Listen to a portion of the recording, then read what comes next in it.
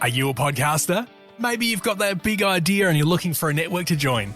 The multi-award-winning Ozcast Network can get your content to eyes and ears all over the world. Join now for the first month free, and you could be featuring this sound at the beginning of your podcast. Ozcast.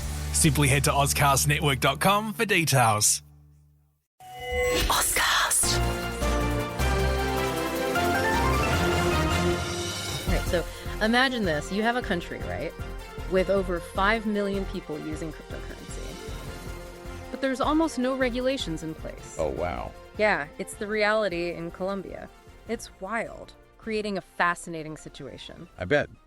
It sounds like a wild west of crypto down there. It really does. We are going to deep dive into it today. Oh. We've got this article from cryptonews.com. Okay. It's titled, Colombia Senators Launch Fresh Bid to Regulate Crypto. And get this, it was published just yesterday on March 2nd, 2025. Oh, wow. So it's hot off the press. Yes, very fresh. It looks at how Colombian senators are trying to finally create some rules for this booming crypto industry. Well, and it is booming. Yeah. I mean, over 5 million Colombians using crypto. It's incredible. And in 2024 alone, Yeah. they transacted an estimated, get this, $6.7 billion. It's mind-blowing. And all this has been happening in this legal gray area, so no safety net for users, no clear guidelines for businesses. What could possibly go wrong? Yeah, you're just asking for trouble. I mean, that's what lawmakers are starting to worry about, right? Yeah. You have this explosive growth without any rules. It can be a breeding ground for scams Oh, yeah. and those shady pyramid schemes that prey on unsuspecting people. Makes sense. Yeah. So, it's not just about taxes. It's about protecting people from getting ripped off. Totally. Yeah, that makes a lot of sense. So beyond that, are there other concerns that they're thinking about? Oh, yeah, for sure. There's the issue of money laundering, right? Okay. Because crypto transactions, well, they can be pseudonymous. Yeah. So it raises concerns about illicit activities, slipping through the cracks. Okay, so that's a big one. I imagine the government must be pretty eager to get a handle on that. Absolutely. I mean, they're also looking at the bigger picture, trying to figure out how to integrate the crypto sector into their national financial system. Okay. But you can't really do that without some grown rules in place. That makes sense. So let's talk about this proposed bill. What does it actually try to do? What are the key points here? Okay, so this 16-clause bill. 16 clauses. Wow. Yeah, it's basically trying to build a framework for the entire crypto marketplace in Colombia. Okay. I mean, it's going from 0 to 100 in terms of regulation. Wow. That sounds like a massive undertaking. It is. So break it down for me. What are some of the specific things that it's trying to do? Okay, so one of the biggest things is establishing a licensing system for crypto operators, Okay. also known as VASPs. VASPs. Okay. So these are the exchanges, the custodians, Got it. basically anyone handling crypto transactions. Okay. They're saying, if you want to play in this space, you have to follow the rules. Makes sense. And those rules include things like stricter KYC checks. KYC. Yeah. Fill me in. Know your customer. Ah, okay. Uh-huh. So basically making sure that exchanges know who they're doing business with. Exactly. It's a standard practice in traditional finance. Yeah. So this bill is trying to bring crypto in line with those existing regulations. Interesting. What else is in this bill? Well, they're also looking at implementing rules around marketing, monitoring transactions, and even educational initiatives. Wow. Yeah, to make sure people understand the risks and opportunities associated with crypto. So it's not just about cracking down on the bad actors. Yep. It's also about educating the public and helping them navigate this new world. Right. It's about creating a more stable and secure environment for the crypto industry to thrive. Okay, so it sounds like they're trying to strike a balance between protecting consumers and encouraging innovation. Absolutely. They don't want to stifle the growth of the crypto industry. Right. They just want to make sure it happens responsibly. That makes sense. But I'm sure not everyone is thrilled about the government stepping in, right? Oh, you're absolutely right. Oh. It's really complex, and there are a lot of strong opinions about regulation. Yeah. Especially in the crypto world. Yeah, for sure. So let's get into those different perspectives. What are some of the things that Colombian experts are saying about this bill? Okay, so Senator Gustavo Moreno, who introduced the bill, he argues that regulation is absolutely crucial. Okay. He believes it's the only way to protect consumers from scams and prevent the misuse of crypto assets. So he's coming at it from a consumer protection angle. Exactly. Okay, what about others? What are other experts saying? Well, Gregorio Gandini, he's a financial analyst. Okay. He shares a similar view. Okay. He thinks that without regulation, the adoption of crypto in Colombia, it will be chaotic and potentially dangerous. Oh, wow. He thinks it needs structure to truly benefit the country. So on that side of the argument, it's about minimizing risk and creating a safer environment for everybody. Right. But then you have voices like Daniel Aguilar. Okay. He's a prominent Colombian crypto investor. Okay. He urges caution against overly strict rules. Interesting. Yeah, his concern is that heavy-handed regulation could stifle innovation and drive crypto businesses away from Colombia. So it's about finding that sweet spot, Exactly. protecting people without killing the golden goose, so to speak. Right. And Aguilar, he also brings up another important point, reasonable crypto taxation. Okay, yeah, because if taxes are too high, it could discourage people from using crypto altogether. Exactly. He's basically saying don't scare people away with burdensome taxes. Yeah. He wants to see a system that encourages adoption, not hinders it. It sounds like you have this really fascinating dynamic at play here, this need for consumer protection clashing with the desire to foster innovation and attract investment. Absolutely. And all of this is happening against the backdrop of this incredibly vibrant and rapidly evolving crypto scene in Colombia. It's quite a situation. Yeah, it's like they're trying to build the plane while they're flying it. That is a great way to put it. It's complex, and there are no easy answers. Yeah. Colombia is trying to chart a new course, and the whole world is watching to see what happens next. It's a great point. It really highlights the challenges that so many countries are facing right now, trying to figure out how to deal with this whole new technology. It's uncharted territory for sure. So for our listener out there in Colombia, what does this all mean for them practically? Are they going to wake up one morning and suddenly everything is different? Well, if this bill becomes law, it will definitely bring some major changes to how people use and interact with crypto in Colombia. What kind of changes? Give me some specifics. Okay, imagine you're a Colombian who uses a crypto exchange right now. Okay. Chances are you haven't had to go through any serious verification processes. Yeah, that's part of the appeal of crypto for a lot of people, right? Less bureaucracy, more freedom. Exactly. Yeah. But that lack of oversight also creates opportunities for bad actors. Yeah. Under this new bill, crypto exchanges would need to become licensed VASPs.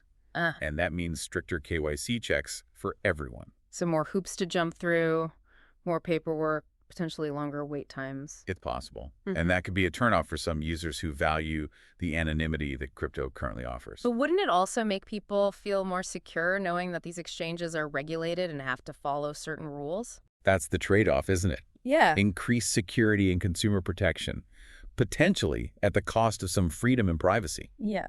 It's a balancing act that lawmakers are trying to figure out. Makes you wonder if there's a way to have the best of both worlds. That's the million-dollar question. Yeah. And then, of course, there's the issue of taxation. Yes, Right now, it's a bit of a gray area in Colombia. it is. So this bill would clarify how crypto profits are taxed. That's the idea. Okay. And how they decide to handle that could have a huge impact on the future of crypto in Colombia. Because if they make it too complicated or the taxes are too high, people might just go back to using cash or traditional financial systems. Exactly. It's a delicate dance. Yeah. Lawmakers need to find a way to generate revenue without discouraging people from using and investing in crypto. It sounds like they're really walking a tightrope here. Yeah. So much at stake. It's fascinating to watch all this unfold.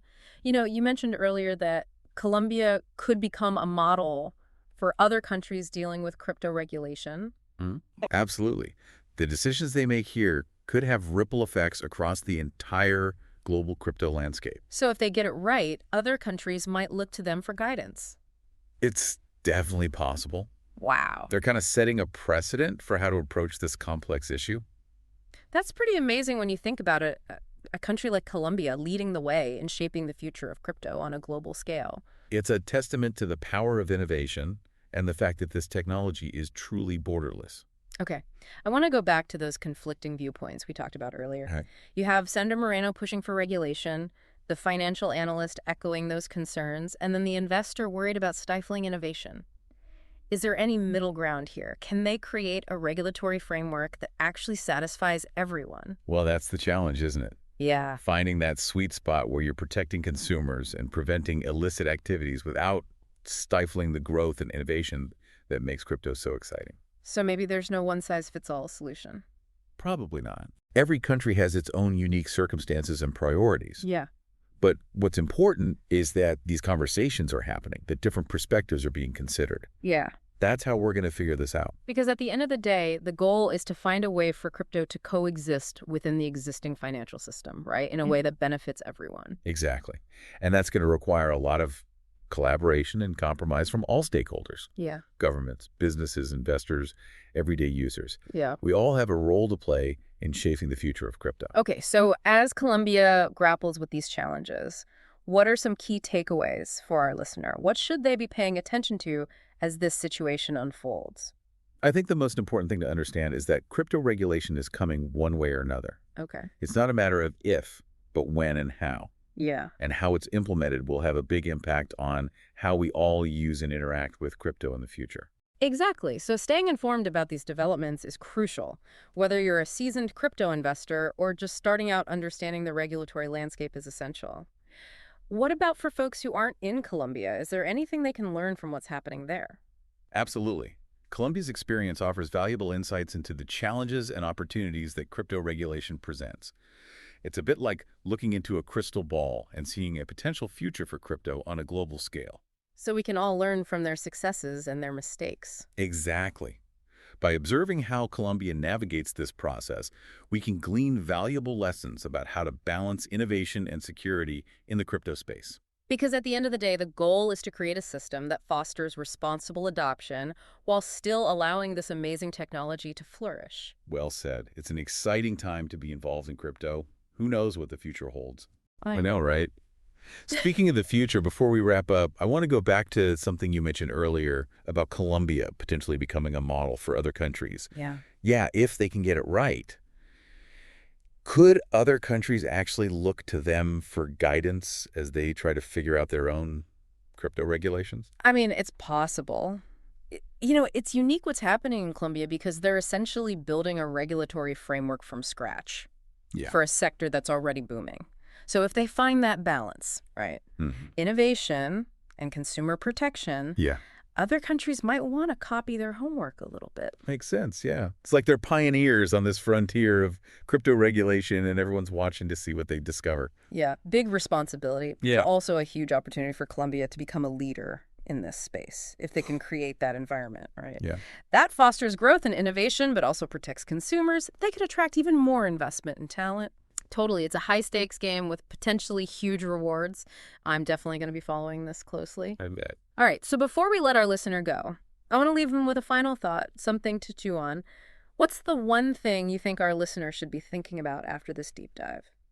That's a good question. I think the takeaway here is that this isn't just about Colombia, Okay. what's happening there. Right. It's a much larger conversation, global, Yeah. about the future of finance. Yeah.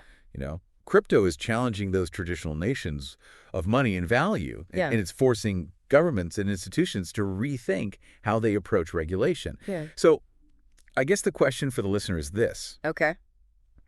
As the lines between traditional finance and crypto continue to blur, what role do you want to play in shaping that future? Ooh, I like that.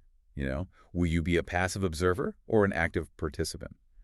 Because one thing's for sure, the future of finance is being written right now, and we all have a chance to contribute to the story. That's a really powerful thought. Thanks for sharing that.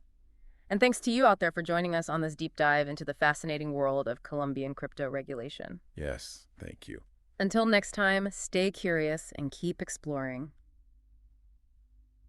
Yeah, if Colombia gets this right, could other countries actually look to them for guidance as they try to figure out their own crypto regulations? Yeah, I don't think that's out of the realm of possibility. Okay. What's happening in Colombia is kind of unique, right? Yeah. Because they're essentially building this regulatory framework from scratch Yeah. for a sector that's already booming. Right. So if they can find a way to balance innovation and consumer protection effectively, Yeah.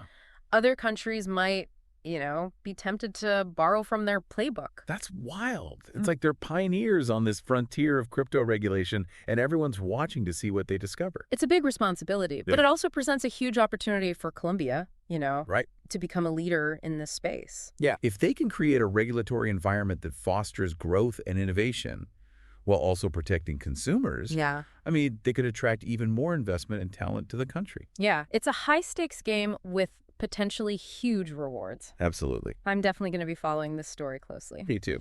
All right, so before we let our listener go, I want to leave them with one final thought, Okay. something to really chew on. Go ahead. What's the one thing you think they should be thinking about after this deep dive? That's a great question.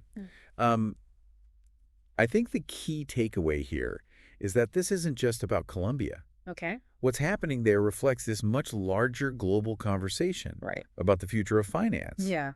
Crypto is challenging traditional notions of money and value. Uh-huh. It's forcing governments and institutions around the world to rethink how they approach regulation. Yeah. So I guess the question for our listener is this. As the lines between traditional finance and the crypto world continue to blur, what role do you want to play in shaping that future? I like that. Will you be a passive observer or an active participant? Because one thing is for sure, the future of finance is being written right now, and we all have a chance to contribute to the story. That's a really powerful thought. Thanks for sharing that. And thanks to you out there for joining us on this deep dive into the fascinating world of Colombian crypto regulation. Until next time, stay curious and keep exploring. Ozcast. Are you a podcaster? Maybe you've got that big idea and you're looking for a network to join. The multi-award-winning Ozcast network can get your content to eyes and ears all over the world. Join now for the first month free, and you could be featuring this sound at the beginning of your podcast. Ozcast. Simply head to ozcastnetwork.com for details.